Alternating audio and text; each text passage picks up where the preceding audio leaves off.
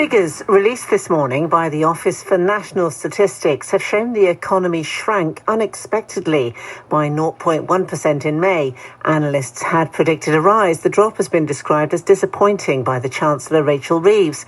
And the BBC understands that the Chancellor has ruled out cutting the cash ISA allowance in a speech next week.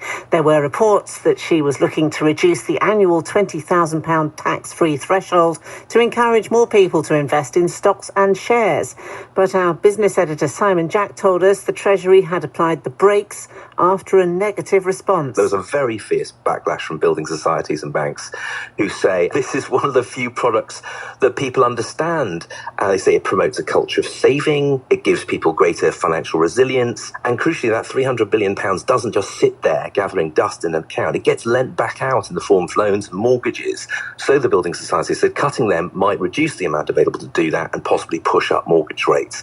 An outdoor pool in Bath, which received over £9 million in funding to relaunch, is still closed more than 16 months after being forced to shut.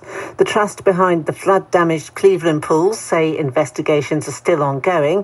Mick Ringham, a lifelong supporter, says it's a heartbreaking situation. We'd like some answers to the question of where £9.3 million went, lottery funded as well, and why it's in the state it's in now, which is pretty awful. Loads of people put a lot of work into this one. Volunteers, clean the site, raise funds.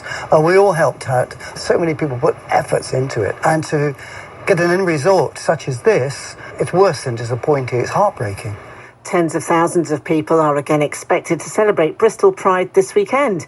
Featuring acts like Kim Wilde, the event is a celebration of LGBTQ plus life and takes place on the Downs after a march through the city centre.